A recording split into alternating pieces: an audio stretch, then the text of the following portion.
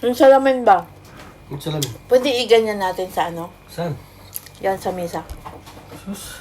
Ganyan. I-double-sided natin. Hindi pwede. Bakit? Pangit.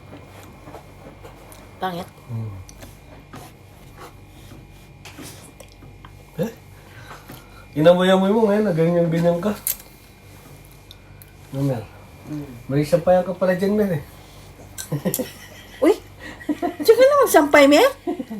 Balikan ko na lang bukas ka. Ha? Diyan ka na magsampay pala? Hindi. Bakit pwede ba dito magsampay, te? Balikan. Parang pwede, kasi nakasampay ka na. O, tayo mo. Wala kasi akong ano dito eh. Pag natapos na, ililipat ko dito. Ah, sabi kasi ni Norman, diyan ka na magsampay. Dito kasi yung hanger, te. Walang tagahawak doon. Ah, Hmm. magaling kang bata. Saan ko isampay doon, te? Puno.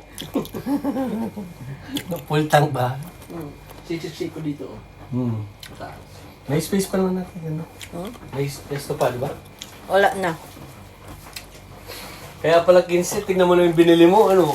Mag-okasyon ka na naman? Ewan ko ba? Ang grand ba siya? Hindi sila nagre-retail. Ibig sabihin, 5 piso yung kada isa. Magkano bili mo doon? 3.75. No, mura pala doon. Mahal sa amin. Dito ko ito isampay.